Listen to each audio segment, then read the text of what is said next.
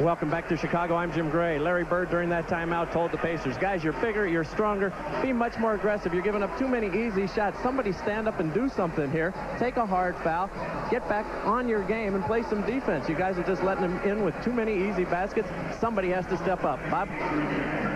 Jim, thanks a lot. Just prior to the commercial, Dale Davis had blocked Scottie Pippen's shot. Then Antonio Davis fouled Michael Jordan. Chris Mullin checks back in for the Pacers. Here's the upside to the Pacers having shaved their heads as an act of solidarity prior to the playoffs. It gave the medics easy access to the injury. We're told it required 3 stitches. Michael hits the first. We mentioned that Dennis Rodman arrived a little more than an hour before game time. What's usual? Not for him, but for the average player. Bob, my rule is always 90 minutes in the locker room, prior to the tip. Now, I'm not sure what Phil Jackson did, but I always felt an hour and a half to get your guys in there, start getting them ready for the game. Rodman has already told us that he doesn't like to get there early, that he gets bored. He wants to get right to the game and get out and play. Yeah, Rodman has so much energy, Doug, that it's hard for him to just sit around. So what he likes to do is get there about a half an hour before the game and warm up. In the list of Rodman transgressions, that's relatively minor. Let's go to Ahmad, who has more. You know what, Bob? I watched Dennis Rodman come into practice the other day, 2 minutes before practice started, and I asked Michael about that. He said Rodman does that all the time. And Phil Jackson, being the kind of coach that he is, treats everybody differently. So him arriving here late tonight was really no big deal as long as he's prepared to play. Bob? Ahmad, thanks. The foul on Michael was his second. It sends Chris Mullin, the league's leading free throw shooter, 94% for the season, to the line. Now, what we've seen already tonight is a different substitution pattern by Phil Jackson. The moment Travis Best came in, he comes with Randy Brown. I'll be thinking defense, control his speed and quickness, because Best has been a problem in the last 2 games. Scott Burrell checks in for Michael Jordan, who did pick up his second, so he'll get a rest with his team leading by 12. As I remember it, Phil Jackson didn't use Randy Brown even for a minute in Game 4. He actually, his first substitution was big. He brought in Burrell and tried to stay big on the perimeter. I think he needs the speed and quickness of Randy Brown. Steve Kerr has had trouble containing him. Mullen, as expected, makes them both.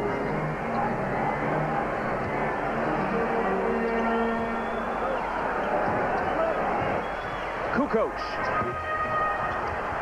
The rebound to Antonio Davis. So you have a Chicago team out on the floor without Pippen and without Jordan. Kukoc is the main scorer, so Indiana should be able to take advantage of this lineup. Reggie Miller. Harper gets up on him. And Rodman fouls Antonio Davis as Davis receives the pass. And folks, you can log on to MSNBCSports.com for Showtime's online inside story on the NBA playoffs. Click on video features and commentary, plus check out Bill Walton's team-by-team preview of next month's NBA draft. It's all at MSNBCSports.com.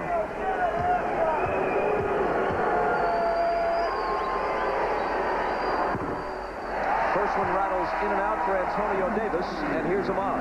All right, Bob, if you notice that Scottie Pippen and Michael Jordan are both on the bench, only 58 seconds of the entire series has this situation ever taken place.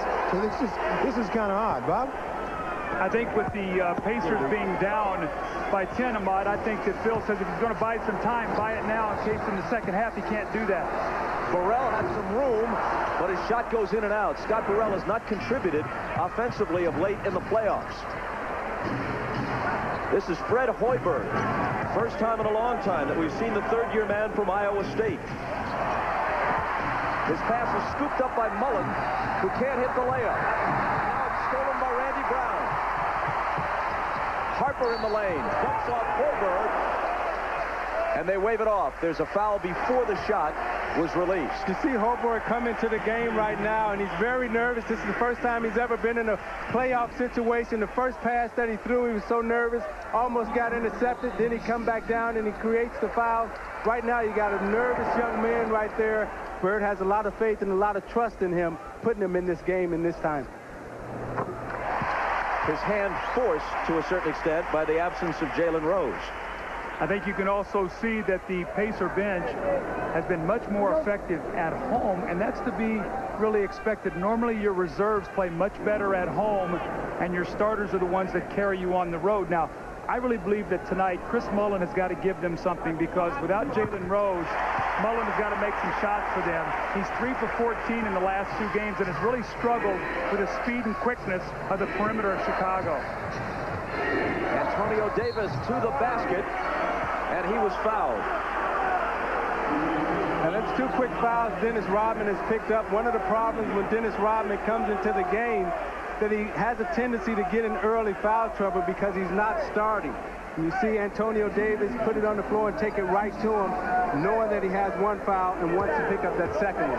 And you know, as good a player defensively as Dennis Rodman is, he does not like to come out on the floor and guard. So Tony Davis, what did he do?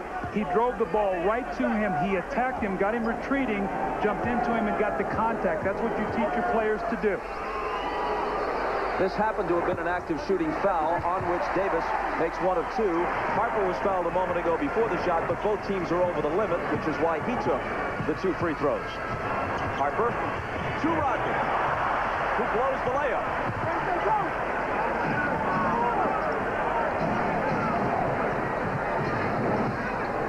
The Pacers have missed their last 10 field goal attempts, and they're 4 of 15 in the quarter, which now has 10 seconds left in it.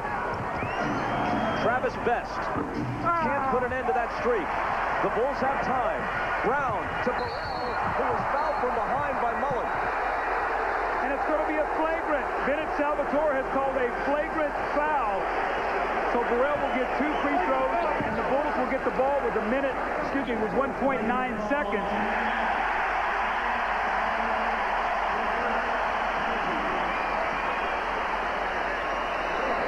I guess the ruling there is that he hit him hard in the head and really did not get a play on the ball. It's a pretty tough call right now at the stage of the game, and you're going to see what Phil Jackson's going to do. He's going to bring his offensive players back in. This could be a 4 or 5 point swing here in the last 1.9 seconds. Now, what Chris Mullin would tell you is that I was going for the ball, but I couldn't jump that high. And as I went to extend, I really couldn't get up high enough to get it. That was as unflagrant as a flagrant can be. Yes, it was. I think what happens is the referees err on the side of caution in these games, especially when you come off a game where there was a melee. 2 seconds. Michael gets it off. And the first quarter ends with the Bulls in front by 13. Miller hit an early 3. That was it for him in the first quarter. Michael got off quickly and often. This is the NBA on NBC.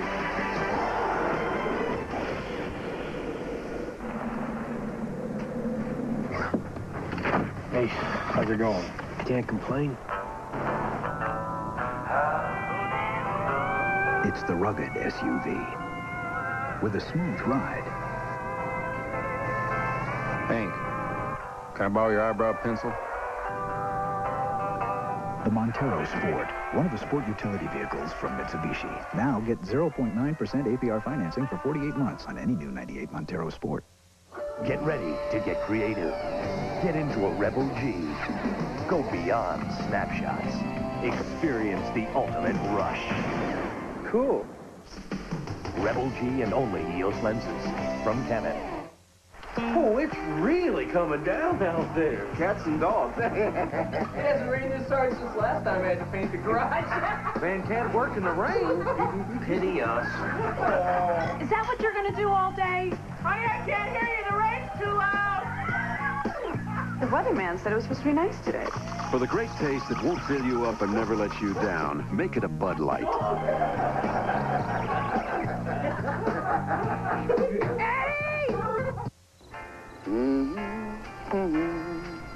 Wendy's introduces the most delicious combination ever put in a chicken sandwich. Our new honey ham and chicken. Chicken just doesn't get any better than this. Come on. What are you waiting for?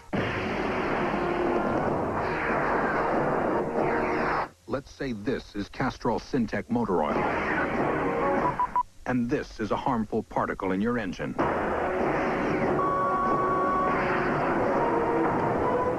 the point? You see, Syntec's patented stabilizers seek out and neutralize harmful particles, protecting in ways other oils can't. Castrol Syntec, the active lubricant.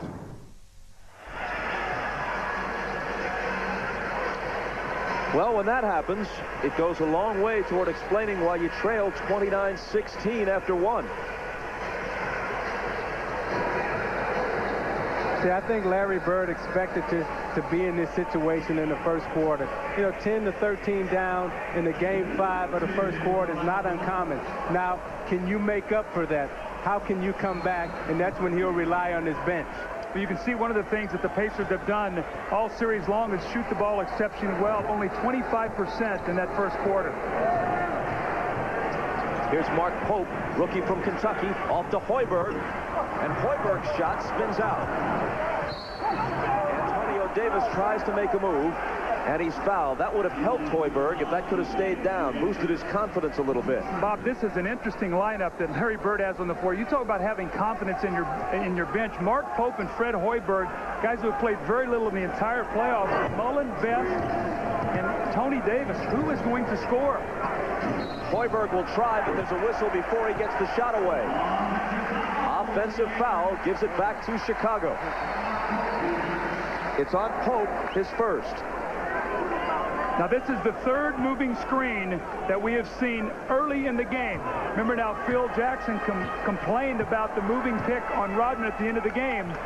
He's got 3 calls tonight. Hoiberg now has to contend with Jordan.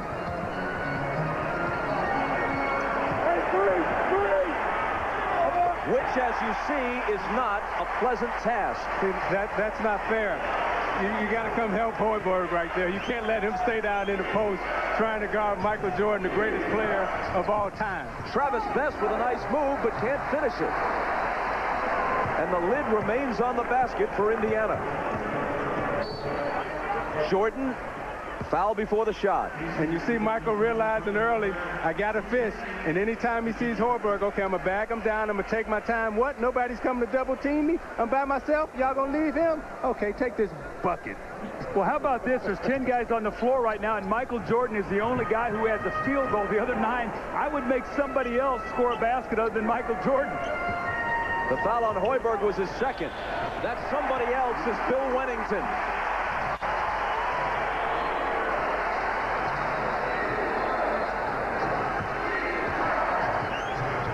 The Chicago Bulls have now more than doubled the Pacers. It's 33-16. Antonio Davis. Indiana has now missed 14 consecutive shots.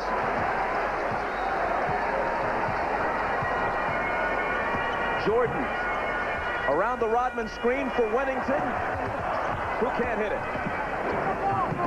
Hoiberg nearly threw it away. Best goes back to recover it.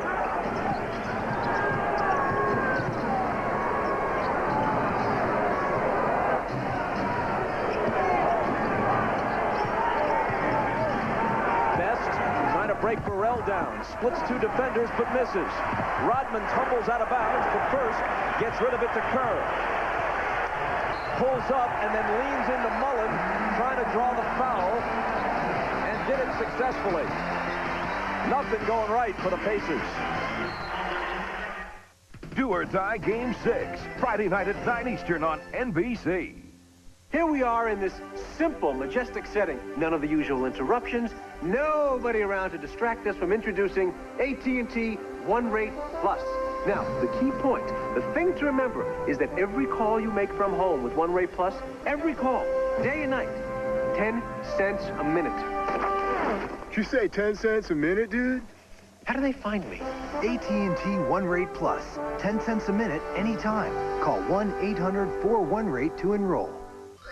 You're being signed by your favorite NBA team. You and your friends take a private jet to the All-Star game. You're playing horse with your pal Michael Jordan. Nice shot. Now your dreams can actually come true with the Gatorade NBA Dreams game. Just uncap a Gatorade and you could uncap your dreams. And who knows? All right, try this. Maybe you'll win that game of horse.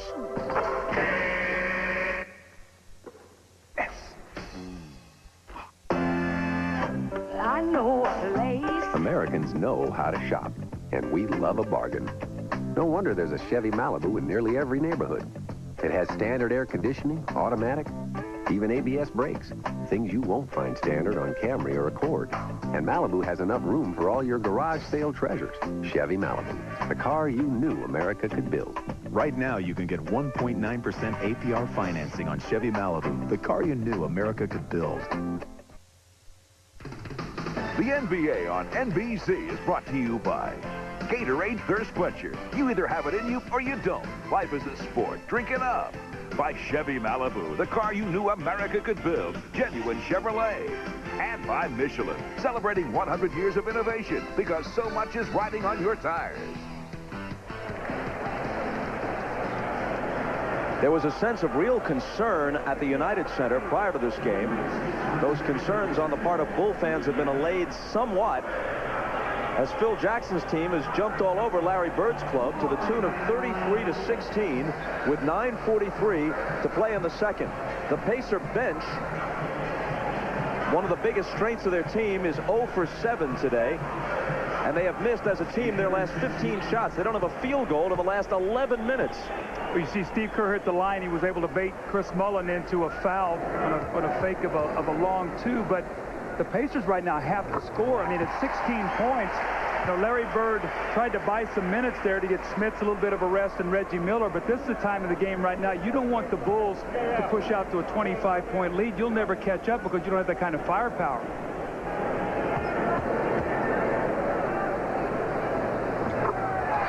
Kerr swishes them both.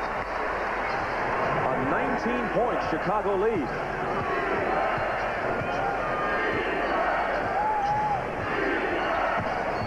Reggie Miller back in. Burrell draws the defensive assignment on him. Here's Travis Best trying to go to the hole and fouled on his way.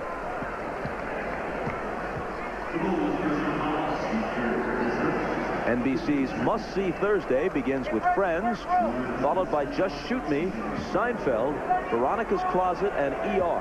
That's must-see TV tomorrow on NBC. They still have the Seinfeld repeats in the vault, and they plan to use them.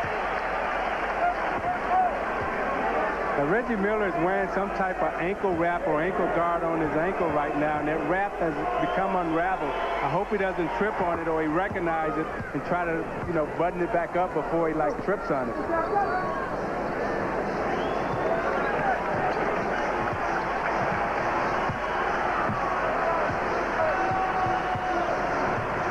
Michael against Reggie. Triple teamed in the lane. Gets it out to Burrell, who misses what would have been a two-point field goal. Is this on Rodman? If it is, that's 3. Bob, I think he ruled that he stepped on the line. So I don't think there's a foul on Rodman. I think he was out of bounds on the play. So you're right. Pacers will get the ball. Luckily for Chicago. So Rodman has 2 fouls.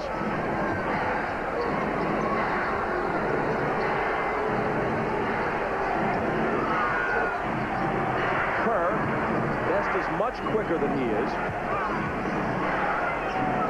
Smits still without a field goal. The Pacers must think right now about trying to get this to 9 or 10 at halftime. They have 8:38 maybe to chop the 9 or 10-point lead. Longley had it knocked away, and Antonio Davis takes it. Best explodes to the hoop. Burrell thought he blocked it cleanly, but there's a foul instead.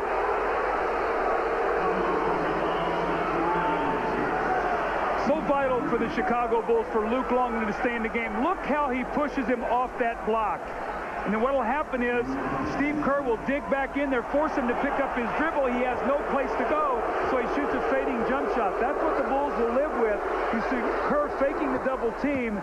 And Smith has got to have that patience that he had in Game 4 when he played so well, especially in that third quarter. The Bulls' half-court defense is so good right now that the only way the Pacers are going to get back in this game is to score in transition, as Travis Best did right there. Take it to the basket, try to get some easy opportunities because they blocked your half-court sets down. Indiana has shot around 50% through the first 4 games, 19% in the first half of this one. Hold on. An Indiana foul. It's Smits, his second. Now, the reason Rick Smits picked up that foul is because Reggie Miller got caught up on the screen, and he was waiting for Reggie Miller to come. He was saying, come on, come on, come on. Watch him look back to Miller. Where are you at? Come on, come on. Referee caught him with the arm extended. Burrell on the drive.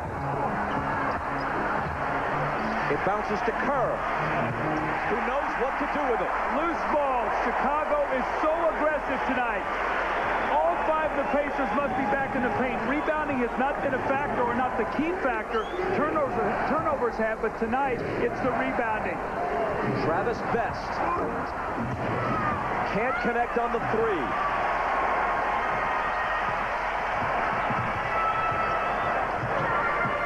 Extending back to the first period, the Pacers have now gone more than the equivalent of a full quarter, more than 12 minutes without a field goal. Michael Jordan. He has 15.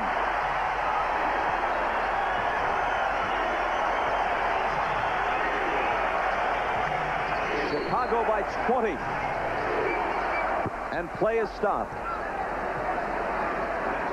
Michael Jordan is going to always find an opening. You see him give the basketball up, always cutting, always moving. Cuts the little bump screen there, does not stand, presents himself to an open area for Scott Burrell, and once again, another layup for Michael Jordan. That last foul was on Rodman, his third, and now he is hit with a technical foul before Phil Jackson can get him out of the game. Dickie Simpkins coming in. Now, here's Michael saying to Dennis, look, don't give these guys a chance to reverse this momentum. Dennis often complains that, as he puts it, he has a bullseye on his back. On the other hand, he is almost by acclamation, when you talk to the other players, the dirtiest player in the league. Mostly that's effective for him, but a lot of it involves illegal play, and a lot of it happens off the ball. So why shouldn't the officials watch him more closely than they do other players? Smits missing again. He's now 0 for 6. Michael made a move, then didn't know what to do with it.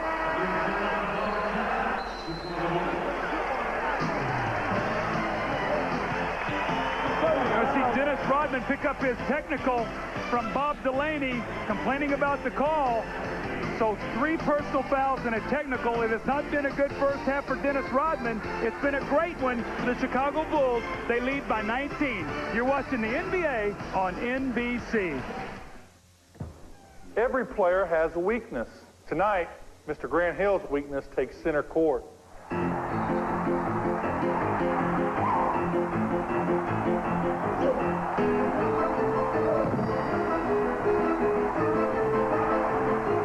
There's only one place to go for the irresistible taste of America's favorite fries.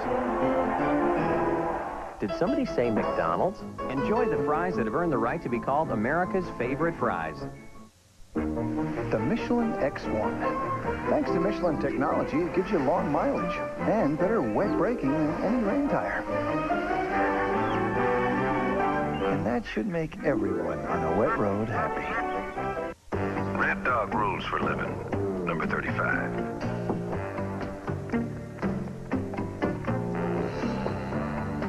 Every dog loves a good chase. Thanks, Dad. You can't do this with Caravan. Thanks. You can't do it with Windstar. Thanks, Pop. A little help? Only the Chevy Venture is available with a remote control sliding side door. It's the perfect accessory for the overworked father. Now choose low 1.9% APR financing or $1,500 cash back on Chevy Venture. See your dealer today. Chevy Venture. Let's go. For Cynthia Cooper, there are so many memories. Winning back-to-back national championships, bringing home Olympic gold, being a million miles away, and returning to the ones she loves. So many memories. It's time to make some more. This is just amazing what Cynthia Cooper is doing. Raise the roof, Houston. It's past shows contrast. Its present shares culture. In its future, a celebration. Salt Lake 2002 Olympic Winter Games. While we were away, listen to Michael Jordan on the Chicago bench. Leave him alone. That's it. You can't get no way for no more 3 points. That's it. Leave him alone. That's leadership from your stars. Scottie Pippen has the technical. Dennis Rodman has the technical. He says no more free points. Make them earn them. Stay away from the officials. Just play. Especially when you're up by 19.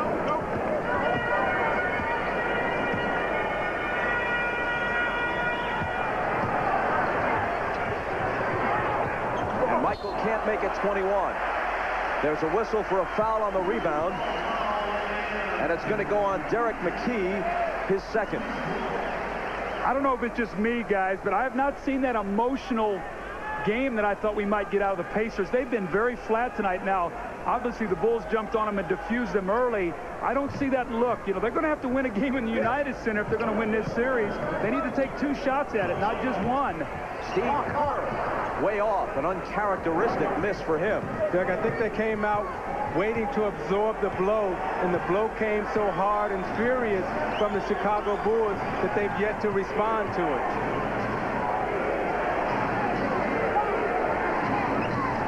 Smits forces one up and finally hits it. His first field goal of the night, and the Pacers' first field goal in unbelievably 14 minutes.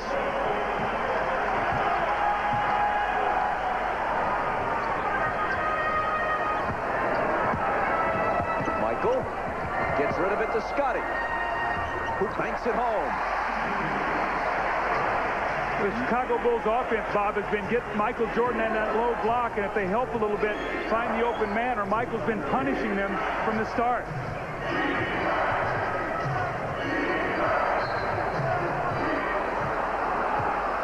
A lot of pushing and shoving happening off the ball, and it looks like Longley for his second.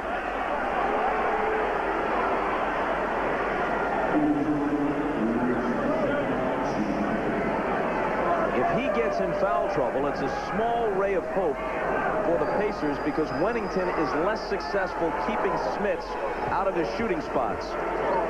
But that's the weakness in the Chicago Bulls bench. Once you get past Longley, they really don't have any size and they don't have any depth at the center position. At the guard and the forward core, there's a lot of depth there, but once you get past Longley in the middle, they're very light.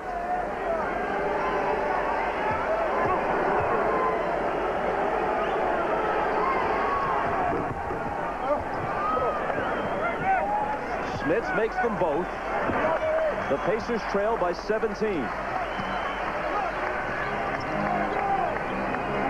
Reggie's on Michael.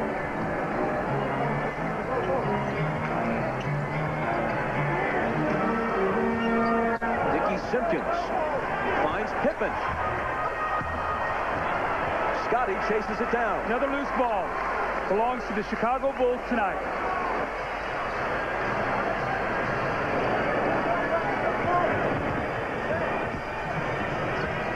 Jordan from Pippen. Sweet as you please.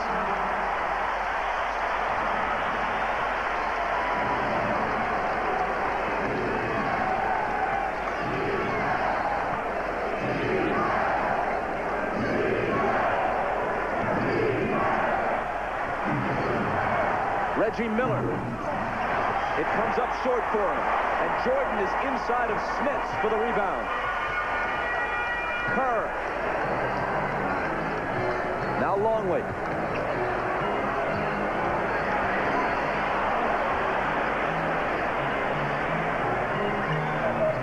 Michael finds Longley into the hoop. Chicago right now executing to perfection. You know, you see Jordan's mentality right now. They're running every screen hard. Now you watch Pippen right there as he throws it out to Jordan. Jordan will square up, stare McKee down, and shoot it right through the bottom of the net.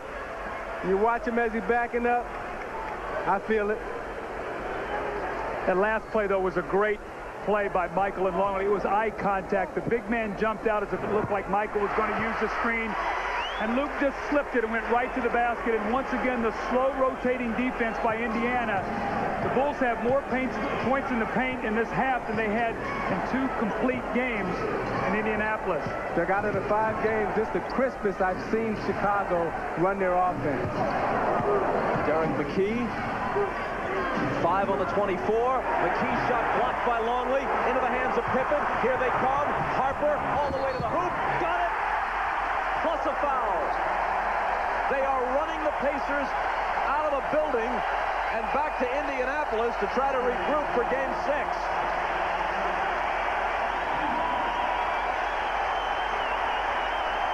Now the problem is not how do you stop the Bulls from scoring, but how do you score against the Bulls?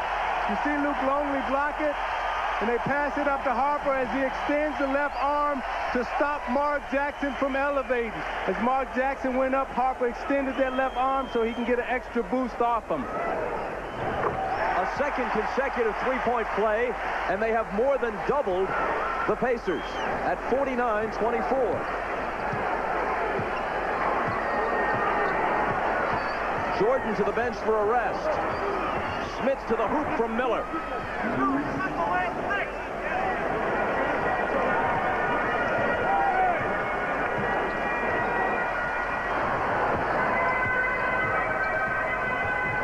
Simpkins trying to follow. Jump ball.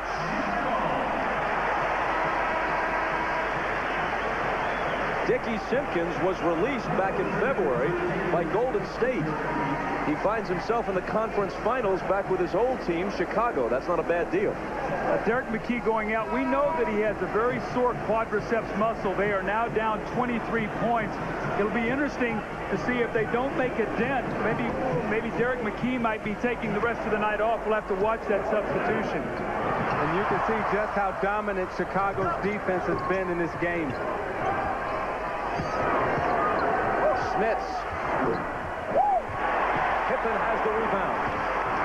Harper racing back. Behind him to Scotty. A leaner. No good.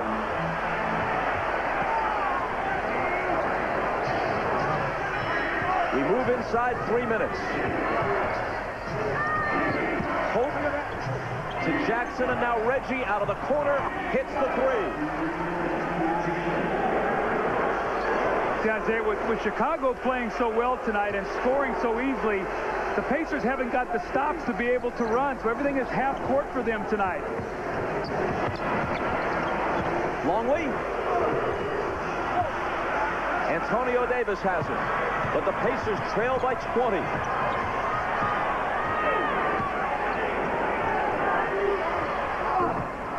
Davis's line drive jumper comes up short.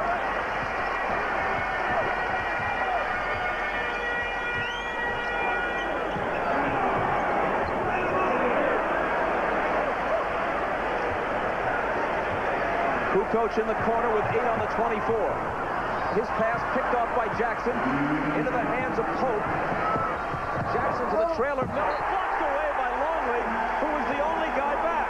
So you see on that play, Jackson didn't really have the speed to go by Longley. That's why he flipped it back, and Longley made the block.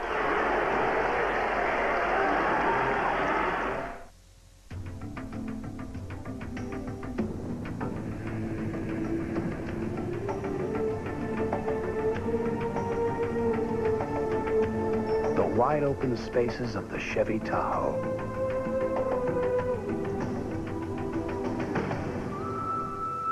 Just one of America's natural wonders. Chevy Tahoe.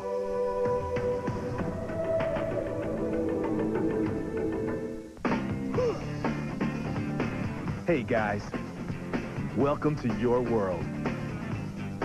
Ever wonder why it's so full of sweat? Fact is, guys sweat 40% more than women. That's why there's a whole new Speed Stick. Speed Stick Ultimate. It's antibacterial, so it kills the germs that cause odor. In this world, getting rid of sweat and odor is the ultimate goal. New Speed Stick Ultimate. Kills odor, protects guys. Ты отдохнешь. Мы снова будем счастливы. Будем жить долго-долго.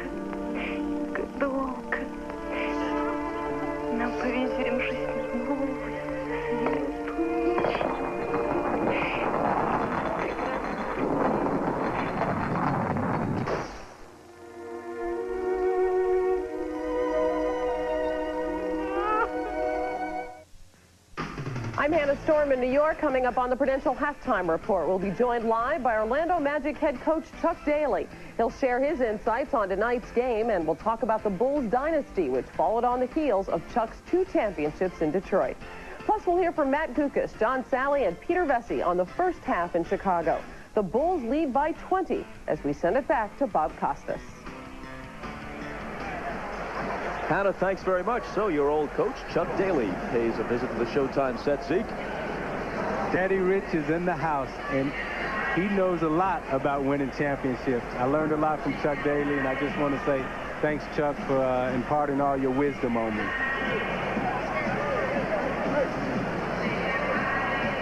As you look at the leading scorers, Reggie Miller has a pair of threes, and that's it in this first half. On the inbound, it's Dale Davis, fouled. It looked like Pippen, and it is his second. Well, Game 6 will be Friday night at Market Square Arena, just like this one, 9 Eastern, 8 Central Time. It looks like the Pacers will have to win on their home floor to force a 7th game. But here's the good news for them. They have not lost at home through the entire playoffs. This is a team that won 58 regular season games. One of them was here. One of the 2 regular season games they played against the Bulls at the United Center was a road victory for the Pacers. They know they can do it, at least in theory, if they get it back here for a 7th game. A whistle before Scottie Pippen released the shot. One of the things we've seen tonight, the Bulls have run their outside series. They love to throw ahead Pippen to Kukoc, and Scottie used that speed and turned the corner. Isaiah, he's gotten to the basket 3 or 4 times here tonight off that little give and go from the sideline. That's the adjustment that Tex Winters made in the offense, to guard around and then you bring the guy into the post. You know, Tex is beautiful and smart at figuring out how do you counteract Dick Harder's defense. You know, Tex invented the triangle, and they're running it to perfection right now. Tex Winter and Dick Harder, between them nearly 100 years of coaching experience. Winter is a youthful-looking 76. Harder is 66, 2 of the great assistants in the business. And an Indiana offensive foul. You make a list of the things that can go wrong in a half. Just about all of them have happened for Indiana, or to Indiana. Again, gamesmanship. Phil Jackson complained, if you're going to call the foul on Rodman, Rick Smith's moves on every screen he sets, that's 2 they've called on him tonight now. You know, that Larry Bird, Phil Jackson, they complain about the officials. They whine. It's childish. However, you know what? It's effective, Doug. Well, it was Bird complaining after the first 2 games here. And even though Chicago, on average, has shot 8 more free throws per game through the first 4 games, you could make an argument that Bird's complaints had a positive effect for his team. Phil Jackson took a $10,000 fine for his remarks after the games in Indianapolis. I think it's less what the officials are doing and more the way Chicago is playing in this first half, but you could argue that it didn't hurt, and he can afford the 10 grand. Scottie Pippen, once again, he had Mark Pope on him. They went right back to the same play. Mark just does not have the speed to contain Scottie. He throws that ball ahead and turns that corner. 2 times in a row now they've run the same play with both the same results. 1 of 2 for Pippen, who has a dozen, and who now deflects the ball out of bounds. You know, Bob, to follow up on the point that you made earlier about Indiana trying to get to Game 6, you know, Chicago can knock the confidence out of Indiana right now and go back to Indiana and win if Indiana doesn't get their act together. 5 seconds to get it across the line, and Jackson does. Now he lobs one toward the hoop, and it works to Antonio Davis. They're going to run that same play again with Scottie to the outside, this time off a screen roll and a give and go.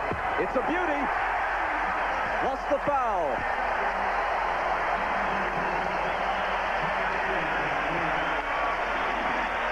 Antonio Davis picks up his 3rd. Here's Scottie Pippen now. You're going to watch guard to the outside. He hits, and then the give and go. Scottie using his speed and quickness so the Pacers cannot put their body on him tonight. Speed is winning. 15 for Pippen. Jordan's on the bench with 17. And Scottie, all over the place, nearly steals the inbound. Michael has now come off the bench, and we go to Jim Gray.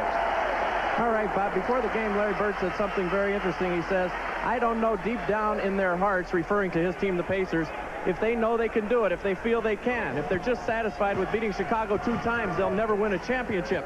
What I'm trying to tell them is listen to what I say and do, and we can win this thing. Or maybe they're just satisfied, Bob. Indiana turns it over. Pippen and Jordan between them have equaled the Pacers' 32 points. Jordan with 17, Pippen with 15. Chicago with a 55-32 lead. And that's the number that Larry Bird feared, that 15 points by Scottie Pippen, and he has it in the first half. Now 17. He equals Michael.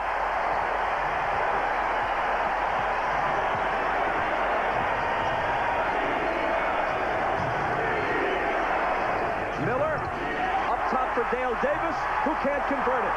Here comes Michael, tongue wagging, pull up, in and out.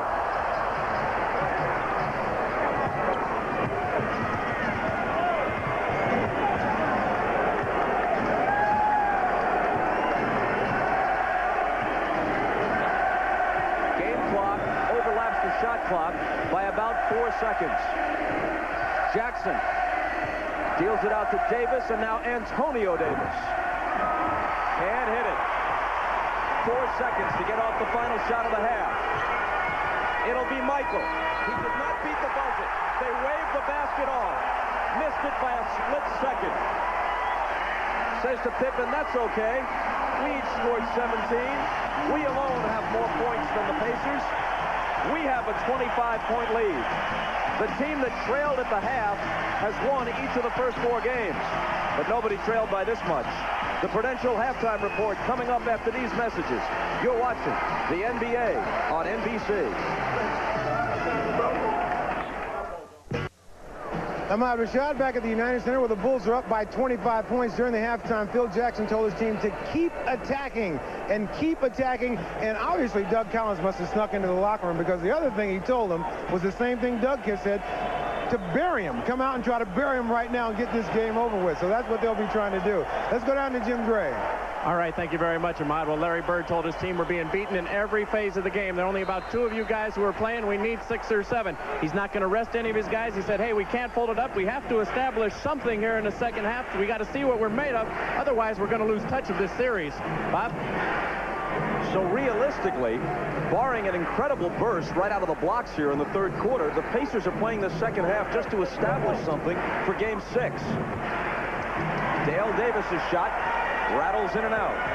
Well, if you're the Pacers, that's the way you have to approach it, because the series is an extension of Game 1, 2, 3, 4, and 5, and you got to go back to Indiana with some type of confidence and belief in your system.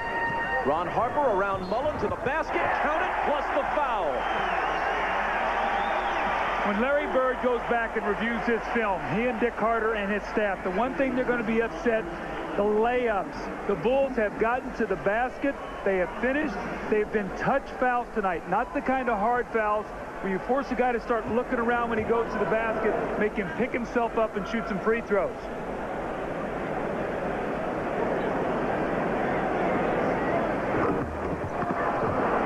The lead stays at 27 as Harper misses the free throw.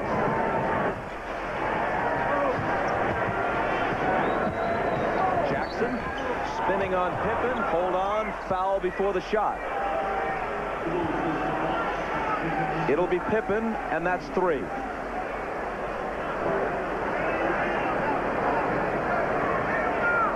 Much of the energy has gone out of the building. They were roaring at the start of the game. The Bulls put on a first-half clinic. And now folks are just kind of settling in and maybe deciding how they might beat the traffic. It's a big shot right here. Chris Mullen wide open. He's 3 for his last 15. They need him to make some shots. Even if you don't win this game, he's got to establish some confidence. He swishes that one.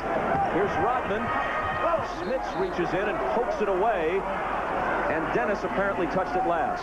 But Doug, I can tell you that crazy things happen in the playoffs. I remember when we were playing the Boston Celtics at the old Silverdome, we missed 23 consecutive shots in a row. So things can happen, and this thing can turn around for Indiana. Mullen is His pass deflected out. Still Indiana ball. But Michael Jordan wasn't on my team.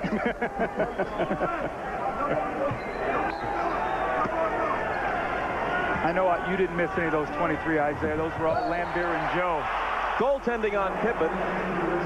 So Miller gets the basket. You see Miller cut down the lane off the offensive play, and you see Scottie Pippen goes up and just kind of taps it on the glass. You can't take the ball to the glass like that. Pippen doubled in the corner. His pass picked off by Jackson. Foot race to the hoop with Harper. Leaves it to the trailer Miller. And Reggie now is in double figures with 10. See, that's the second time that Mark Jackson has made that play. The first time he made it, it wasn't successful. This time he made it, was successful. Well, now an offensive foul on Pippen. That's his fourth. The Pacers have the ball and they're down 20. It was 25 at the half and 27 after the first basket of this period. Bob, not to hype anything, and Scottie Pippen picks up this fourth foul when he lowers his shoulder, but one of the things this Chicago Bulls team has done all season long is lose leads. It's like they've lost some of their concentration. They've allowed teams back in games. I'm not saying that will happen tonight, but that has been trademark of this team this season. Jackson trying to back down the much taller Kukoc and traveling in the process. So if you're the Indiana Pacers right now, your thought process is down 20. Let's see if we can cut this thing to 10 with 5 minutes to go in this quarter. Harper from Michael can't finish it. Indiana's on a 7-0 run. Mullen evades Jordan, but can't hit for three.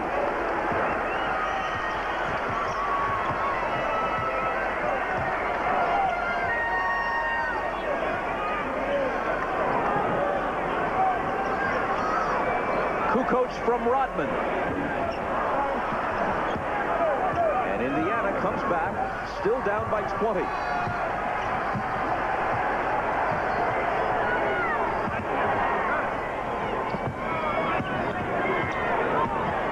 Challenging Michael.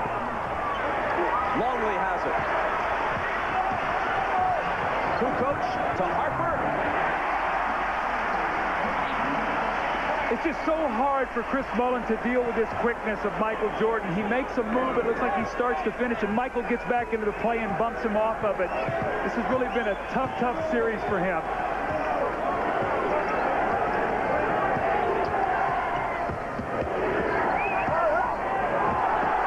Into the lane, throws up the hook on the run, and Dale Davis is there to clean things up.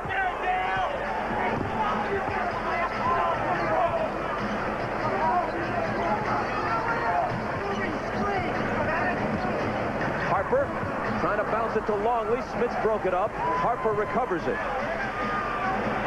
7 on the shot clock. It's Kukoc with a leader. That's that little European half step that he has. He gets in there and he makes that little floating shot. Tony Kukoc really makes that play very well. There's the offensive foul on Dale Davis. Man, he hammered Kukoc, who was clutching his left shoulder. Larry Bird very upset. He felt Tony Kukoc had walked on the play before. I think they've called a flagrant on Dale Davis.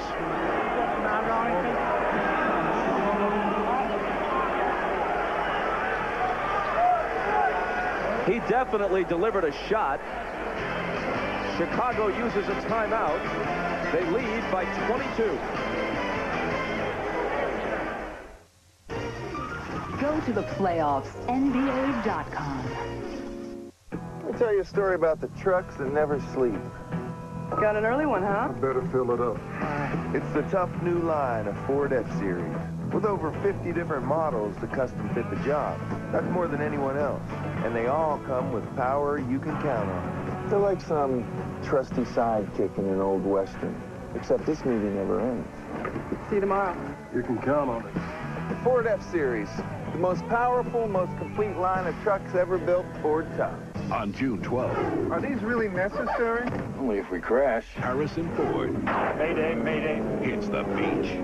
What are we, like shipwrecked? But this trip to paradise We got company. It's no vacation. I just want one thing to go right. From director Ivan Reitman comes the ultimate summer escape. 1, 2. I can't. 6 days, 7 nights. Rated PG-13. Escape June 12th. I'll tell you when. I'll tell you when.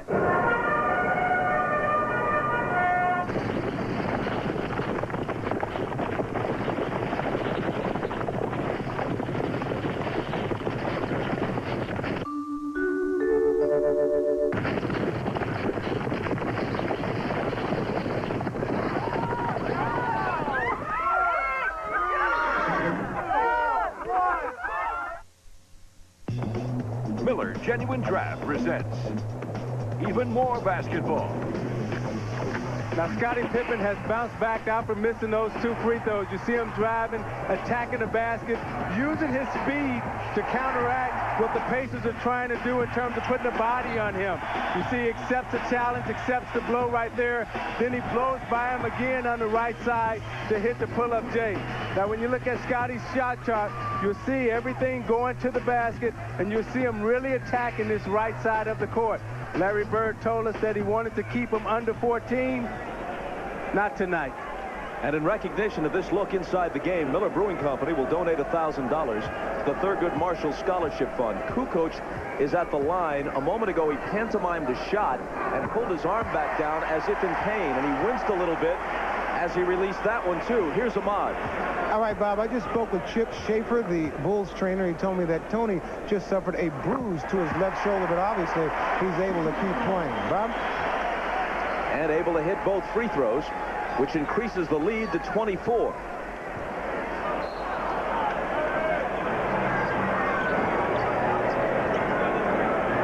Michael with Reggie hand-checking him. Backs him down, leans in, and Dale Davis got a piece of it. Some of the fans courtside thought it should have been goaltending.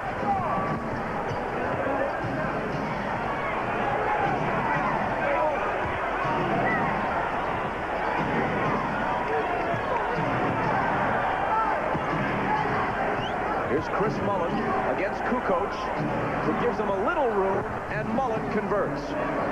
Now, Mullen can score against Tony Kukoc because he'll be able to create a little distance, and he's that master of the little up and under move. You saw 2 pump fakes before he finally delivered the shot. 8 for Mullen. Harper, pull-up jumper, spins out. Rodman, Kukoc, then Longley.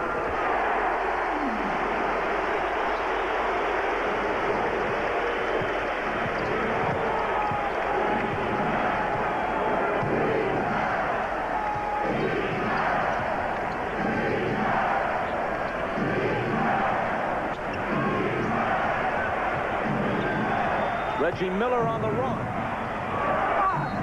The tip by Davis is disallowed as he commits the foul over the back, which is his 3rd. The Pacers were trying to run a set play, and Mark Jackson was pushed so far out on the floor that even when Reggie Miller came off the screen, if he was open, they couldn't get him the ball because there was so much distance with the passing lane. The Bulls are doing a great job of keeping them passing lanes really far tonight. Longley, left hands it in.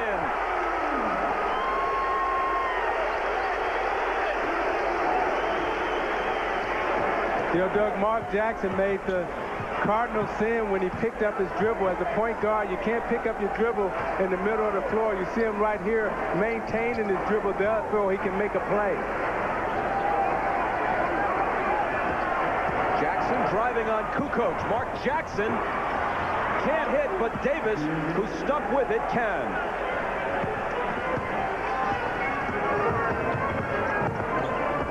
Rodman from Harper.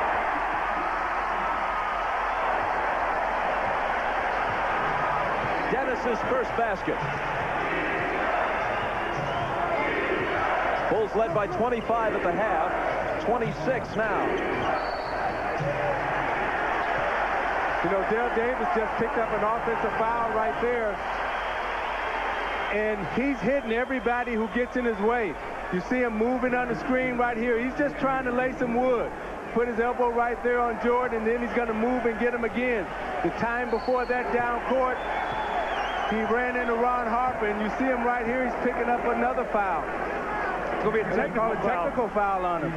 Well, right now he's lost his composure. You saw him with the flagrant foul on Kukoc where he stepped up and backpicked him. And then the moving screen and now the technical foul. So the Pacers now are starting to come unglued. And Ron Harper alerted Steve Javy, the official. He told him, hey, watch Dale Davis.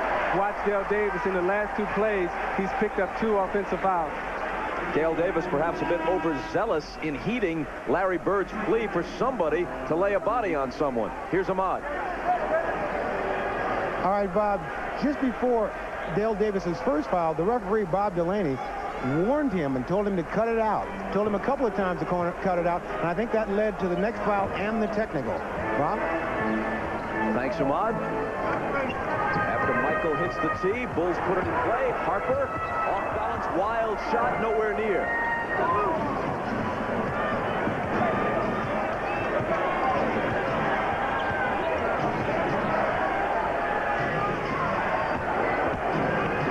Smits. Mullen trying to follow. Harper shoves it back in his face. Here's a 3-on-1 break. Hello.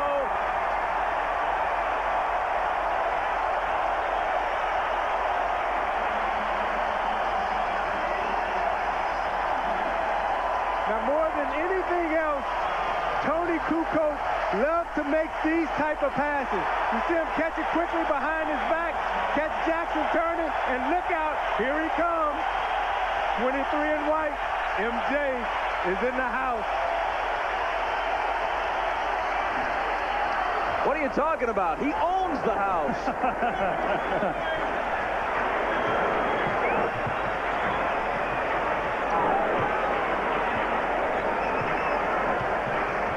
Kukoc on Jackson, who delivers it to Miller.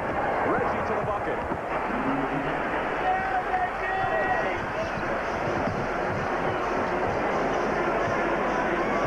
The numbers are reversed there in a most unappealing way for the Pacers. 74-47, now 76. Now, Michael Jordan was calling for that ball the whole way up the court, and he was a little disappointed that Ron Harper didn't keep going because he knew he had a mismatch with Davis in the corner, and he back cut him.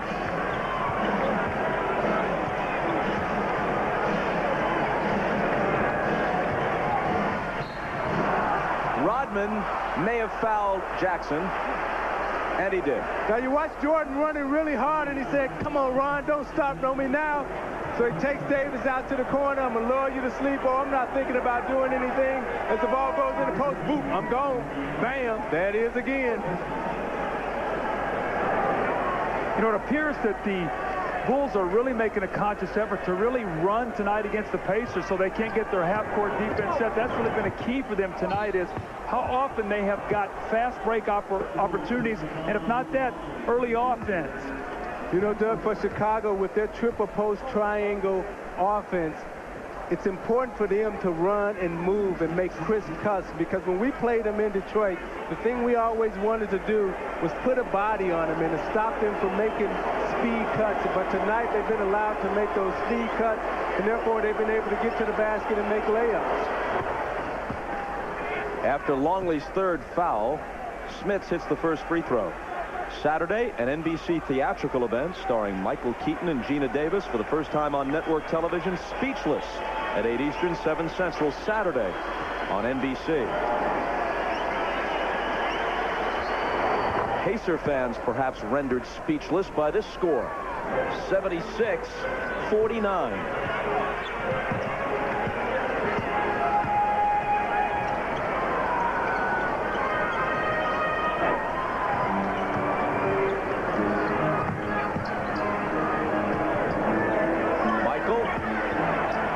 Turnaround off the glass. When Michael's put a little X on the floor on that same spot, that's where he started the game, and it's like, I want to get to that spot tonight, because when I get there, I can do whatever I want to do. Because he's too strong down low. You see he's getting so deep in there that when he turns around, that's just a 3-foot bank shot for him. And he has 24.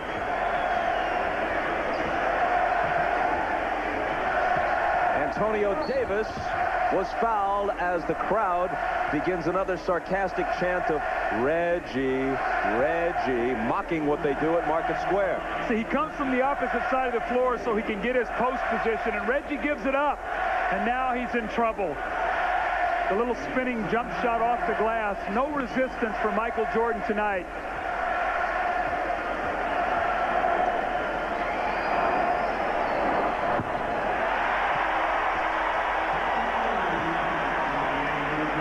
Miller now goes out. He hasn't appeared to be limping as much tonight as he was toward the end of Game 3 and throughout Game 4. Fred Hoiberg replaces him, and Davis makes one of two. See, with Reggie's injury right now, you really don't want to take any chances. You don't want him to re-injure it. He's kind of getting over it, so you don't want him to turn or ankle or anything right now because you know you got a Game 6 coming up. Kukoc. Chicago by 30.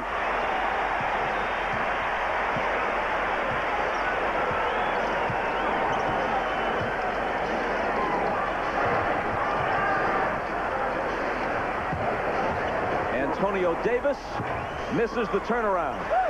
Smits gives it back to him. Against three defenders, he muscles it up, and there's a foul.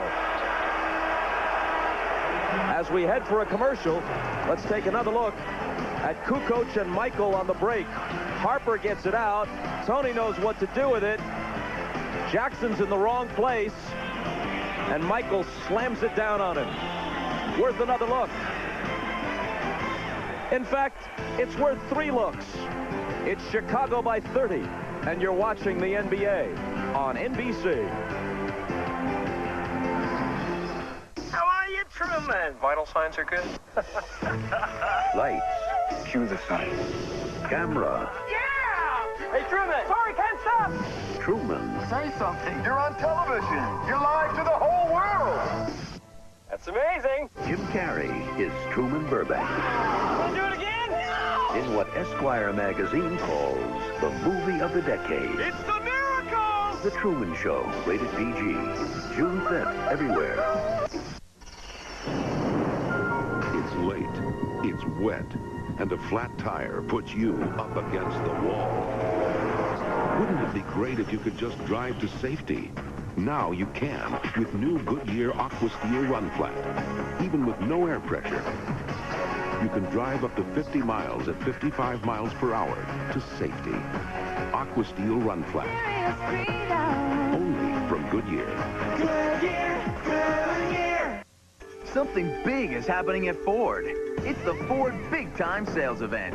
Get the biggest savings of the year on Ford cars and trucks. Like up to $2,500 in total savings on Windstar for all Ford, GM, and Chrysler owners. Plus, Ford and GM owners can save big time on almost every Ford car and truck in stock. The world's biggest selling division wants your business big time. So save big at the Ford Big Time Sales Event, going on now at your Ford dealer.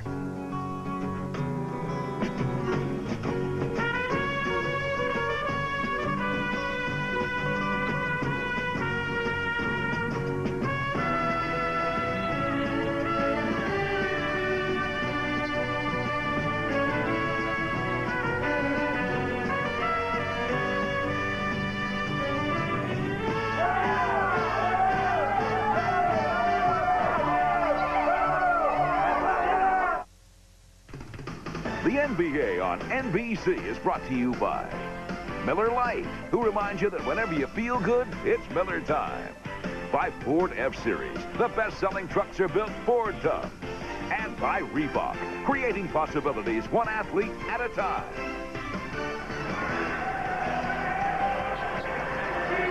Two minutes and 33 seconds remaining in the third quarter, and a 25-point halftime lead has grown to 30. Well, you can see the big three of the Chicago Bulls. The big three scorers are dominating tonight. 26 more than their counterparts from Indiana, Miller, Mullen, and Smith. And the Bulls have dominated from the opening tip-off. They have not looked back. You see the look on Reggie Miller's face, and they have to hope that going to be going home to Market Square Arena is going to rejuvenate them, because right now the Chicago Bulls are doing whatever they want to do on the floor. Antonio Davis hits 2 free throws. Longley out to Harper. Hoiberg trying to guard Michael. And the Bulls lose it. Rodman, as we told you, arrived just more than an hour prior to the game, but from his perspective, he was on time and everybody else was early.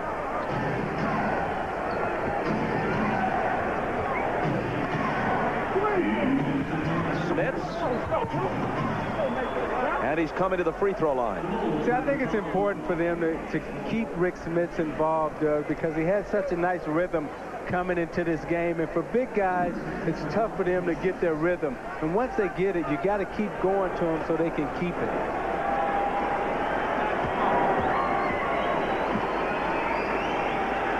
The foul trouble for Longley is of little concern considering the score. Now, we talked about Smits earlier, and you see he starts slow in series. He started slow in the Knicks series, and then he picked it up in game 4 and 5. And you see he started slow in this series, and he was starting to pick it up. So now that he's got his rhythm, it's important that you keep going to him, even in a loss and in a blowout right now. And Larry Bird understands that. Smits finally breaks into double figures with 10. Pippen is back in the lineup. Jordan remains in the lineup with a 26-point lead. Kukoc has room and has the hoop. Again, I think Phil Jackson is going to finish this quarter out strong. The last 2 minutes, try to push this thing up over 30 points and tell Michael, put your warm-up on. I don't want to see you anymore out here tonight.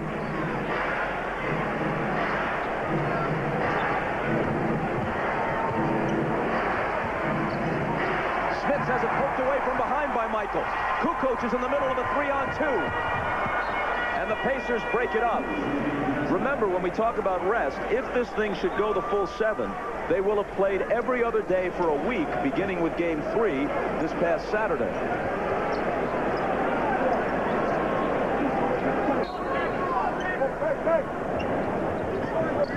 Kukoc.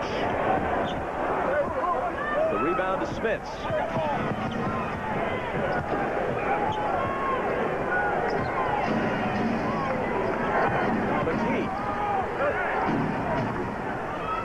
And Smits finally getting some points in this third quarter, but much too late. That's some of the offense, Bob, that we saw in Market Square, where there would be penetration and Smits would slide out on that baseline, so when the big man helped, they could find him and he could make that little open jump shot.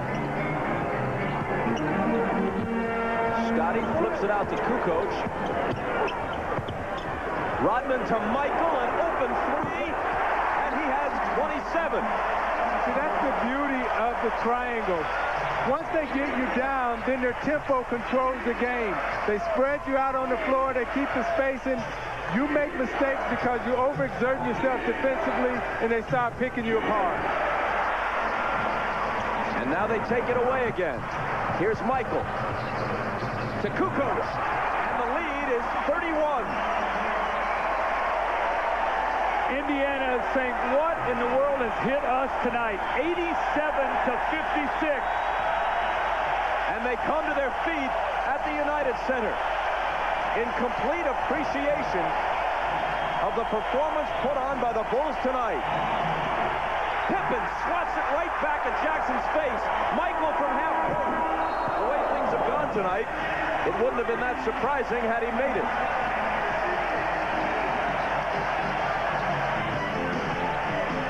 The whole series and the whole season series between these teams has been so close. And then from out of nowhere, it's the Bulls by 31. Back after these words from your local station. This is the NBA on NBC. Let me tell you a little love story. Happened at this wedding. Groom's buddies all sneak out and do the usual number on the groom's car, right? There it was, most perfect black Ford Mustang known to man. So right when Mr. Shaving Cream's about to pull the trigger... I can't do it, man. What? Just can't do it. I mean, it's a Mustang. It'd be like defacing a national monument or something. Ford Mustang, built to last. Happy birthday. Oh, good. Another apple. Where's Danny? Oh, you can tell by the way I use my walk. I'm a woman's man. No time to talk.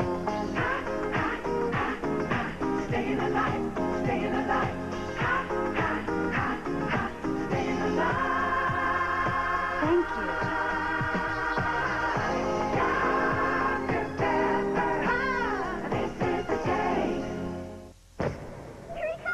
Does everyone like basketball? Everybody understand? You want to do something to help your community? We're going to do some fundamental work. You've just got to get off the bench. And we're going to do some drills. And volunteer. Come on, good job. Anyone can get involved. It's worth it. Hey, the most important thing today is we're going to have fun. Team up to improve your community. Catch Jay with Ellen DeGeneres and Dennis Rodman, NBC tonight. This game is brought to you in part by your local Ford dealer. For all current owners of Ford, Lincoln Mercury, and GM vehicles, now get $500 to $1,000 in extra cashback savings from your Ford dealer. That's $500 to $1,000 cashback in addition to all current national Ford incentives. Here's how it works. First, select your new Ford and get $750 to $1,500 cashback, or choose low long-term financing. Then, take an additional $500 to $1,000. Combine the cash and save up to $2,500. This is a limited time offer. Visit your neighborhood Ford store today. There's an island where the waters are still, where the only thing you have to do is lie on your back, watching the waves rush in and out all day long, and where you'll need to go to recover after you return from our trip. Enter the Heineken Sika True Adventure Sweepstakes, and you can win a trip to Costa Rica, Thailand, Mexico, or South Africa. And while you're at it, you might want to book your recovery vacation. This copyrighted telecast of the National Basketball Association may not be retransmitted, reproduced, or rebroadcast without the express written consent of the NBA. Scottie Pippen. Now you're going to watch here. Mark Jackson's going to back the ball down. Scottie says, don't help me. I have him. Don't help me. You stay with your people. And Mark Jackson says, I'm going to back you down. Now, this is not Brevin Knight or Charlie Ward. This is Scottie Pippen. And Scottie says, Mark, not tonight. And that's sort of been the story. Scottie Pippen and Michael Jordan have been magnificent. And magnificent defensively, as you see throughout their careers. As the fourth quarter begins, Jordan is on the bench. To this point, he's played 32 of the 36 minutes. The Bulls had more points at half than the Pacers have at the end of the third quarter. That's how dominant they have been tonight, 57 to 56. And Pippen adds two more on the reverse. They lead by 33.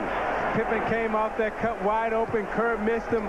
But the passing of Kukoc and the eye signal that he and Pippen had, Kukoc picked it right up and threw it right down the hole to him. Derek McKee with the little hook. Isaiah, the question I have is, on the opening I said that Indiana had planted a seed of doubt in the minds of the Chicago Bulls with their two great wins. With that said, the Bulls have come out tonight and made a tremendous statement. What are we going to see from Indiana back at Market Square? Do they think just going home is going to cure this? You know, Doug, in the series, when you walk in, the pressure was on the Chicago Bulls tonight to win Game 5. And when Indiana goes home, there's no pressure on the Bulls. The pressure will be on the Pacers. And right now, the way they're playing, they're not a confident basketball team. As Larry Bird worried about, and Jim Gray told us earlier, he worried that if the Pacers really believed that they could beat Chicago. I'll tell you one thing. It'll be loud at the start of that game on Friday night at Market Square. Some of the best fans in the league, one of the loudest arenas in the league. And they're undefeated at home in the playoffs. So, I mean, they have reason to believe that they can go home and get this ship righted, maybe get Jalen Rose back, and that he will help their bench. You're going to need it to be a little bit more than loud. You're going to have to figure out a way to score, to put the ball in the hole against this tough Chicago defense. Pippen's troubles at the foul line continue. He makes just one of two. McKee shoots over Scottie and doesn't get the roll. Smits out to Miller, and Burrell fouled him.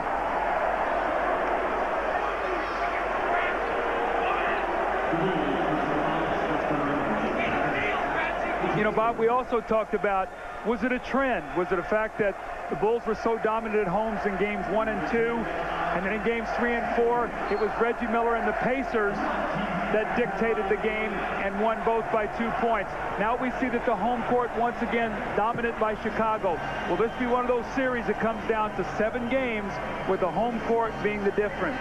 But you know what, Doug? It was a different kind of dominance. You know, in game 1 and 2, Indiana actually had a chance to win those games. In 3 and 4, Chicago had a chance to win the games in Indiana. But when you look at tonight's game, I mean, Chicago has totally come out and humiliated and embarrassed Indiana. I mean, this has been no contest. Reggie got poked in the eye. They called a 20 to give him a chance to gather himself, and Michael continues to watch from the Bulls bench. I think as he goes up for the shot right here, you see Scott Burrell comes up over the top and gets him, but right before he went over the top, his hand grazed Reggie Miller right in the eye.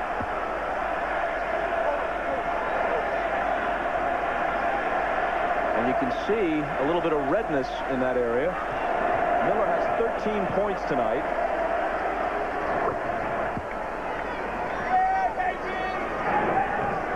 And it's an even 30 again.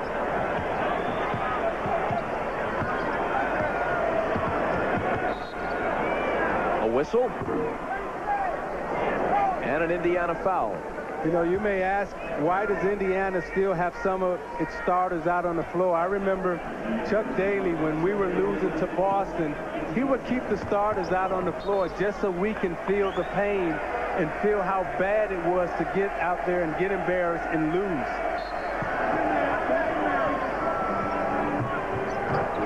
Foul was on Antonio Davis. Kukoc switches to the right hand and flips it home. Now, Isaiah, you said at halftime he was a beautiful man. You feel that way even though he put that pain on you and made you stay out on the floor in these kind of games? Well, it made us grow up. It made us learn. You know, it made us mature into champions.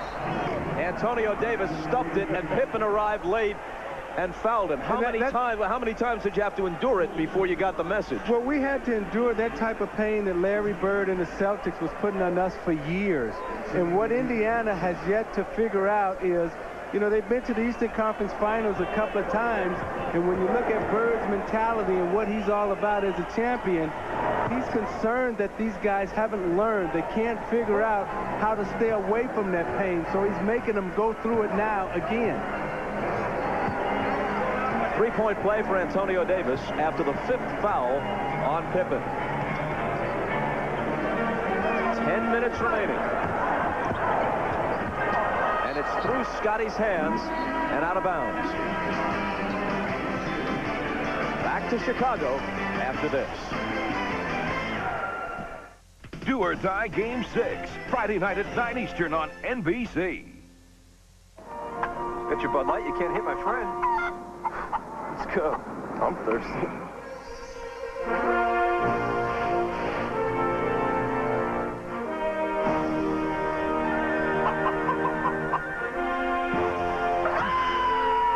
For the great taste that will fill you up and never let you down.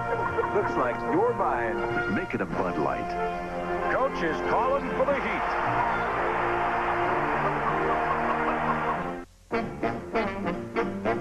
Baby, baby, it looks like it's gonna hail. Baby, baby, it looks like it's gonna hail. You better come inside, let me teach you how to jive and wheel. Oh, you gotta jump and jive and then you really gotta jump and jive and then you really gotta jump and jive and then you will.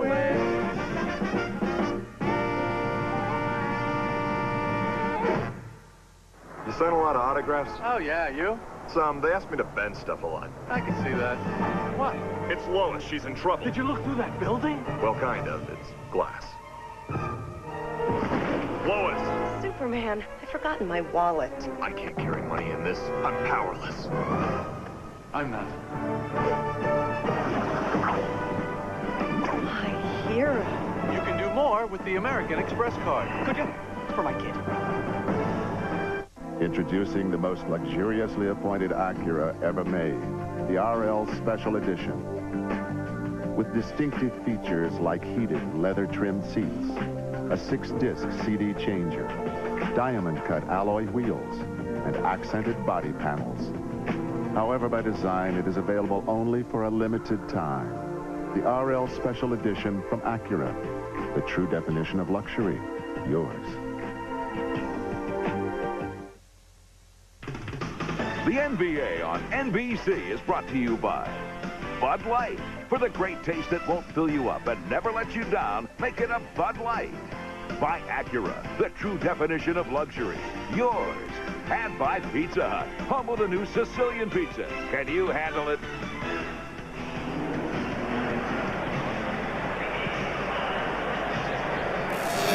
Starting in Michael, out of the game with Chicago in front by 29. Steve Kerr is on Travis Best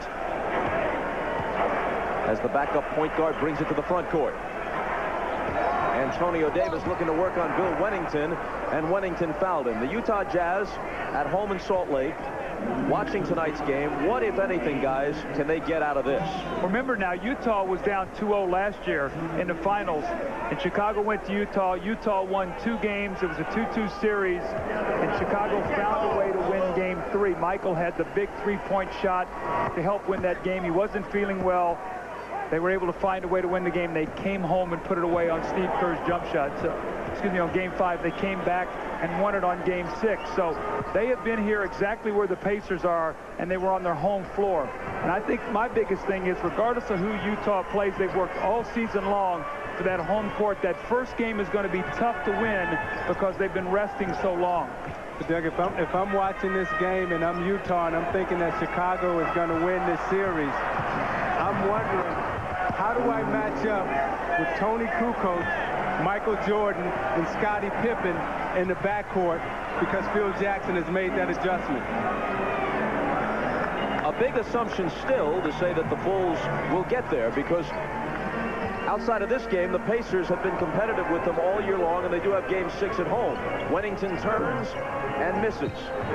And there's a foul. A moment ago, Fred Hoiberg got his first basket on the breakaway dunk, and Michael is coming back in with 9:01 on the clock here in the fourth. I'm a little surprised at that move, because the one thing you do is you set yourself up in a 25-point game here. If, God forbid, you twist an ankle or something in a game like this. So, Phil's rolling little dice here that, Michael doesn't tweak an ankle or something, which could be a factor in Game 6. Yeah, but I think what Phil Jackson is thinking right here, Doug, is that we really want to knock the confidence out of the Pacers. We don't want to go to 7 games.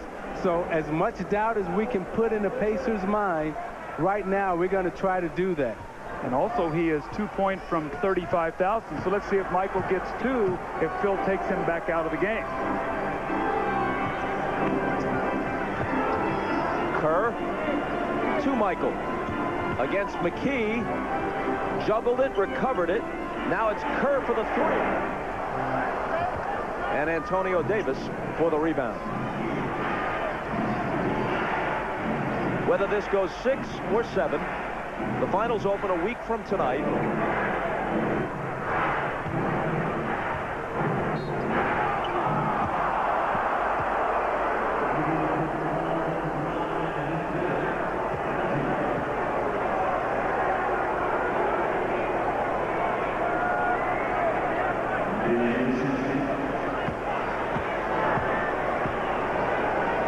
Dale Davis, a sub 50% free throw shooter, stays true to form.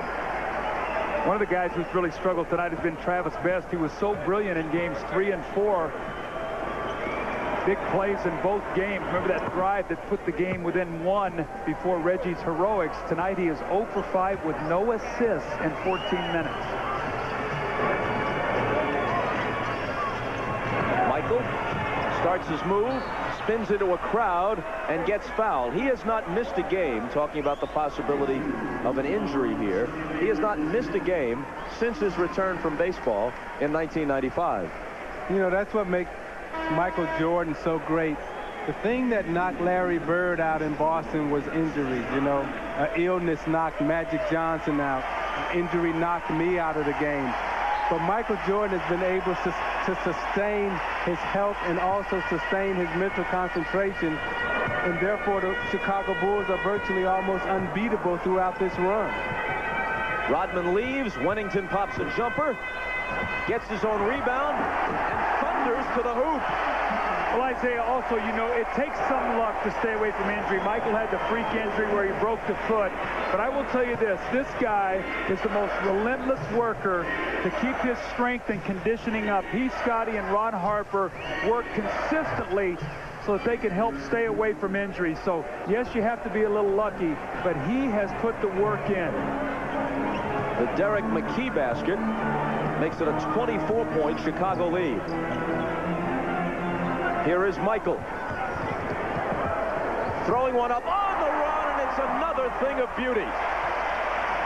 35,000 career points, regular and postseason combined. 35,000 exactly. 29 of them tonight.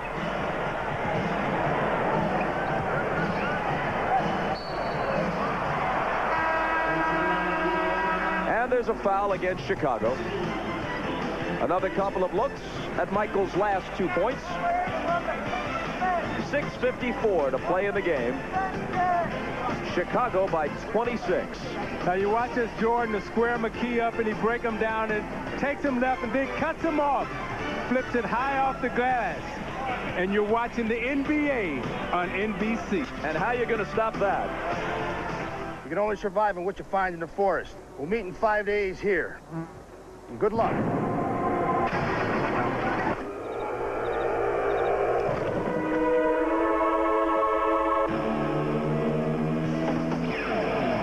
The Honda CR-V has its own picnic table, waterproof storage compartment, and 2 power outlets.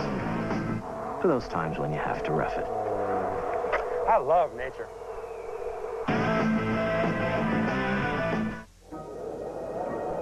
Unleash the beast.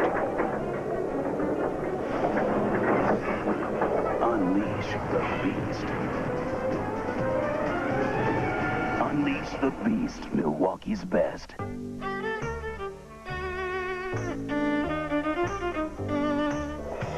It's a fast-paced world for small business today. To stay on top, you need to react to change with lightning speed. That's why we're introducing Kinko's Express, the new 24-hour self-service area that lets you get things done fast. Kinko's Express, the new way to office. The Michelin X1. Thanks to Michelin technology, it gives you long mileage and better wet braking than any rain tire. And that should make everyone on a wet road happy. I'm looking for Pine Street. Go down to the fork in the road. Right, but make sure you take the left fork. Right. Then you see a big brown dog. Keep straight. 2 blocks down the street, you see a man named Slappy selling maps. Don't buy one. You already got one. Right. Hang a right at Slappy. That's a left, right? A right. Left. Right. Okay. Right. Keep straight. Watch out for the goat. Then you see a big McDonald's and... Right. Did somebody say McDonald's? Aren't you glad we brought you here? I'm glad.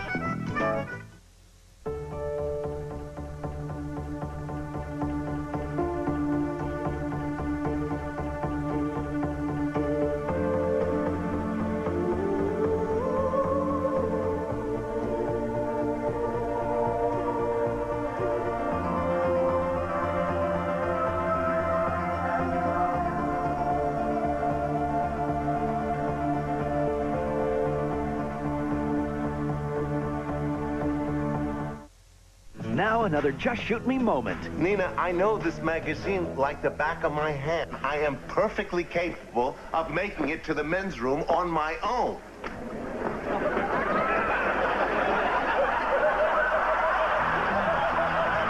Just Shoot Me, Thursdays on NBC. Ahmad Rashad back here at the United Center in Chicago with the Bulls up by 36 now. We've been having a conversation about Michael Jordan still being in the game with this big of a lead, but I believe that the reason of him being in the game is to keep the continuity because they have sort of whimpered away at the end of the games. And to win a game like this, they still want to win it running away rather than having everything fall apart. Now, there may be one other reason, too, because, and I don't want to get on this a little bit too much, but if this is, in fact, his last year, he certainly doesn't want to spend any time on the bench. Now, I just want to throw that out there for you guys, and then we'll leave it alone. All right, Bob? Well, Ahmad might be in a position to know more than the rest of us. Jordan to Wennington.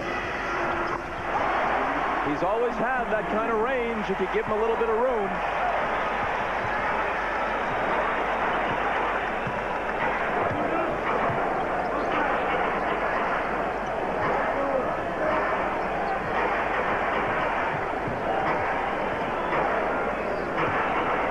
On Travis Best. Clock winding down towards 6 minutes to play in the fourth. Hoiberg had to arc it high and missed it. Michael skies for the rebound, and you hold your breath if you're Chicago when he goes down on a play like that. With a 27-point lead. Yeah, and I think that Phil Jackson was holding his breath. Scott Burrell's coming in. Let's see if he gets Michael out of the game. If so, Michael's looking for a last touch here. Working hard without the ball. Wennington, though, will shoot it. Mullen takes it away from Simpkins.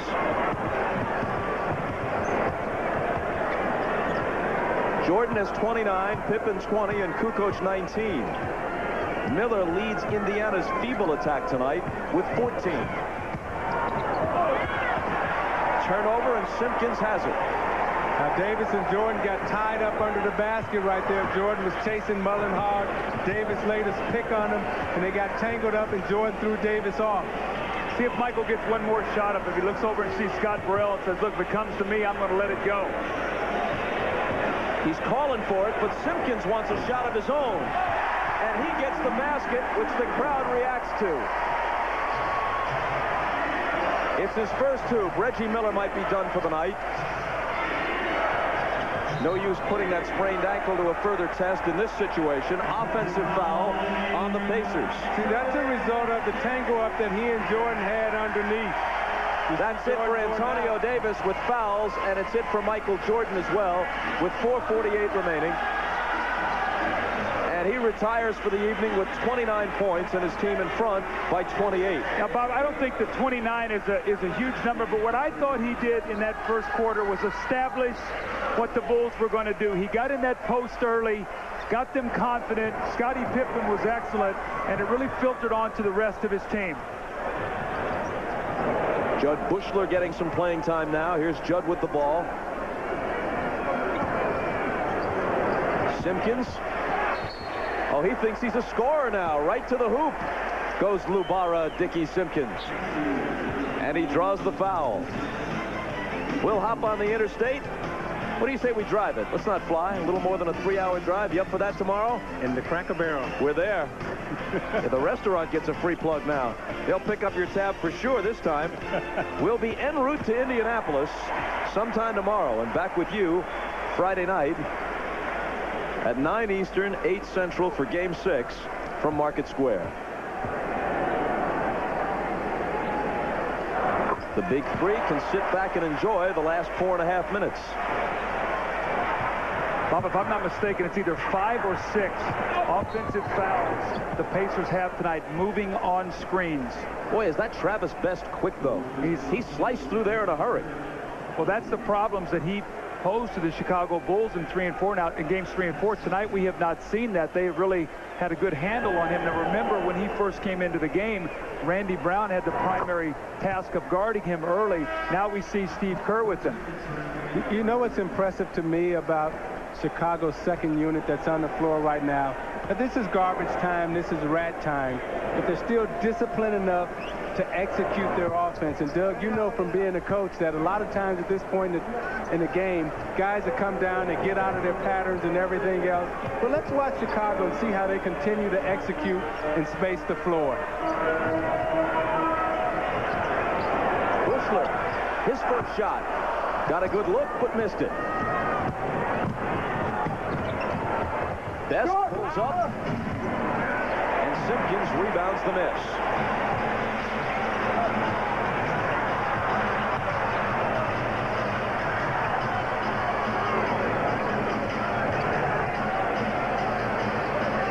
Scott Burrell in for Michael.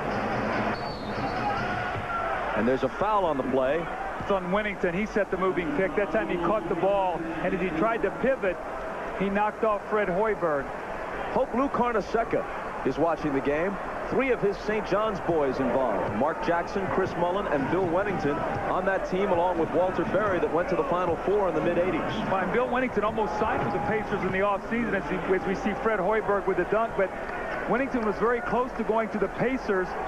They were going to give him a 2-year contract. The Bulls gave him 1. He decided to come back for another championship run, but he was going to be reunited once again with Chris Mullen and Mark Jackson. Simpkins lost the dribble, but it bounces to Wennington, who cans the jumper. He's got 8 off the Chicago bench.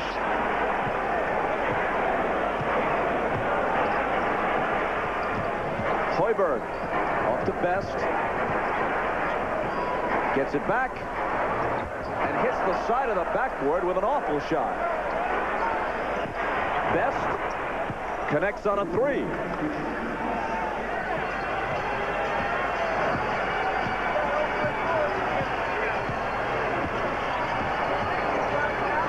Chicago by 25, which was their lead at the half.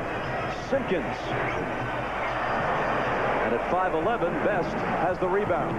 Takes off to the other end, and there's contact and a foul on Chicago.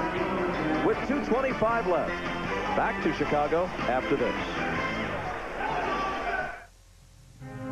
It's an Acura 24-valve V6, like the Acura NSX. It's the power of sequential multi-port fuel injection, like the NSX. It's 4-wheel independent double wishbone suspension, like the NSX. It's comfortable seating for 5, like 2.5 NSXs. It's the TL from Acura, the true definition of luxury. There's a medical emergency, but no hospital. What do? Build one. Leadership. Learn it now in the Army Reserve. Use it now in your career. Who you looking for? Mr. Goldstein. That's me, baby. I'm Mr. Goldstein. When Black and Blue scammed a truckload of cell phones, they hooked up the entire neighborhood. Sure is hard being a businessman.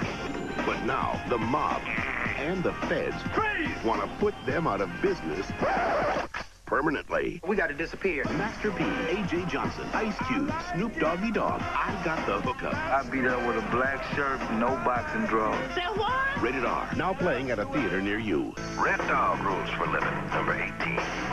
Sheep travel in flocks. Cattle travel in herds.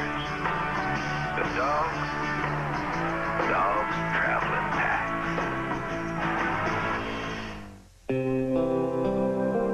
Send your packages in 2 days with FedEx to lots of different places. You get lots of different prices. Send your packages in 2 days with UPS to lots of different places. You get lots of different prices. Send your packages in 2 to 3 days with Priority Mail to lots of different places. You get the same price. You know, $3. So, what's your priority? Priority Mail from the U.S. Postal Service. Lisa Leslie, Dawn Staley, and college star Shamiqua Holdslaw lead Team USA at the Women's World Championship of Basketball, June 6th and 7th on NBC. Former world #1 Marcelo Rios, Martina Hingis, Venus Williams, Michael Chang, and more. The French Open this weekend on NBC. Welcome back to Chicago. I'm Jim Gray. Well, you might be wondering how the Utah Jazz are preparing for the finals. Well, talked to Jerry Sloan after they beat the Lakers, and he told me he was just going to send a local scout, Bob Sullivan, here to the game tonight and to scout these two teams. Said he wasn't going to send any of his staff because he really didn't want to waste any of the money. Said he really hadn't been watching much of this series because he was busy with his. Said he didn't know how much he would watch after they won. He said, we'll know what we need to know when we need to know, because when we finally find out who we play, then we'll have all the information we need. Bob? Boy, that's Jerry Sloan for you. None of this high-tech stuff. None of these extra tapes and computer printouts. Hey, we'll know what we need to know. They did in the regular season against Chicago. They beat them both times they played them. They split 2 with the Pacers.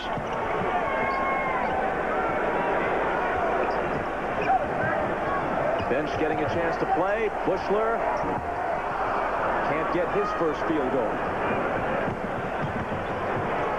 Hoiberg, a 3. Simpkins has the rebound. They have Randy Brown, Judd Bushler, Dickie Simpkins, Scott Burrell, and Bill Wennington on the floor.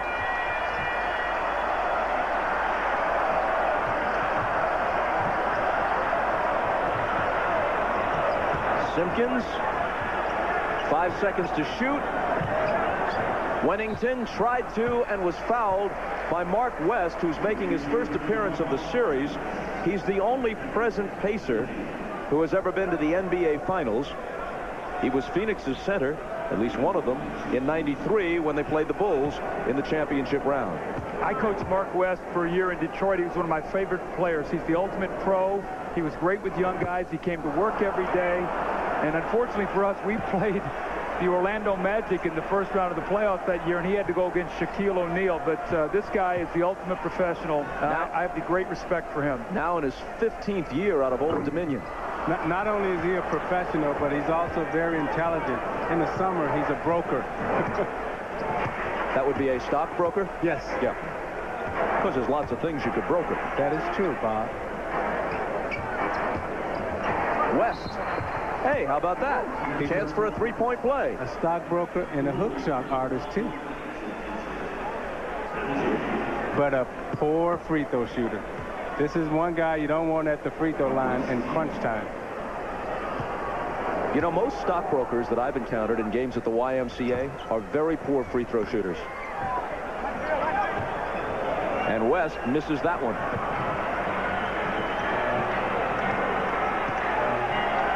The final score is going to look a bit more respectable for Indiana.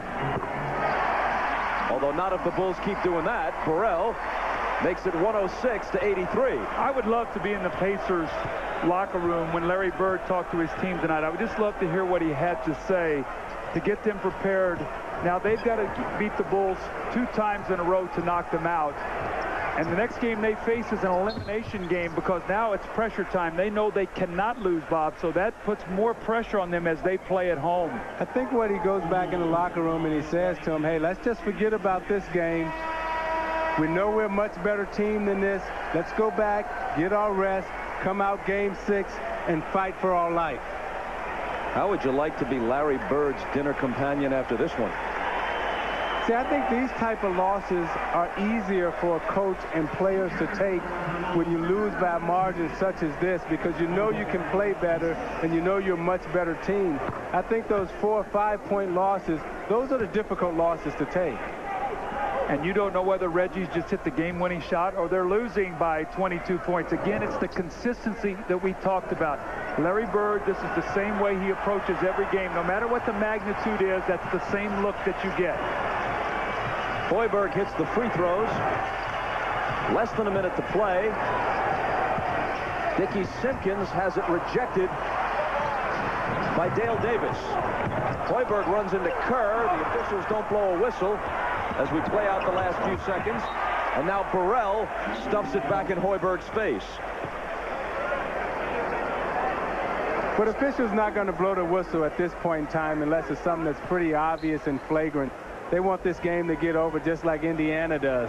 Isaiah, one thing you learn as a player real quickly, at this stage of the game, you don't go to the basket because the referees want to get this game over too. So you'll look around and say, where's the foul? And they go, are you kidding me? Pull up and shoot the jump shot. Well, Travis Best didn't, and he did get the whistle here, so he'll come to the free throw line. Bird flanked by his veteran assistant, Dick Harder, and the young assistant, Rick Carlisle. It's Carlisle who designs their offense, and Harder who puts their defense into effect. I think one of the things they're going to have to talk about is Michael Jordan early in the post. If he does that in Indianapolis, what are they going to do? And the outside series that Chicago hurt them with Pippen tonight, roaring around that corner and getting the ball to the basket. Those were 2 specific things that they're going to have to talk about before they play on Friday night. Yeah, on the defensive end, that's correct, Doug. And on the offensive end, I think they're going to have to figure out a way to get Smits involved earlier so he can establish his dominance in the post if he can, unlonely. Indiana got it down under 20, which is small solace. Bushler just holding the ball. Now unleashing a 3 at the horn. Chicago wins it 106-87. Michael Jordan plays 36 minutes, shoots 12 of 20, scores 29 with 7 rebounds and 4 assists, and here he is with Ahmad. All right, thanks, Bob. Michael, if the Pacers planted a seed of doubt by winning the last 2 games, it was certainly not evident tonight. Well, they were playing without a key member, so we decided just to attack the people that they had, see who they're going to have to replace them. And Reggie didn't seem to have the energy that he had in Indiana. I don't know if the ankle was bothering him or what, but we tried to keep pressure on him as much as possible. You told me before the game that the playoffs are all about intensity and pressure, and you guys applied both of those tonight to the Pacers. Yeah, I was saying it earlier, we haven't been put in this position in a long time, and this is good for us, I think, to learn how to focus and to go out and do our jobs when we have to do it. And, we like to go ahead and take care of business early, but, we've had problems early, and, our backs are to the wall. We had to come back here and win a game, and now we got to go back to Indianapolis and win a game. Tonight, it seemed like all of you guys were focused, and obviously the plan was just to attack the Pacers. Well, it's very obvious that we were focused. I mean, you can see our all-around play. Everybody came out and contributed, and, when we play our best basketball, that's when that's when everybody's contributing. And, tonight was a good example of that. All right, Michael, congratulations on a good game. We'll see you on Friday. All right, back to you, Bob. Ahmad, thanks. We step aside for a moment. When we return, we'll hear from Scottie Pippen. Chicago leads the best of 7, 3 games to 2.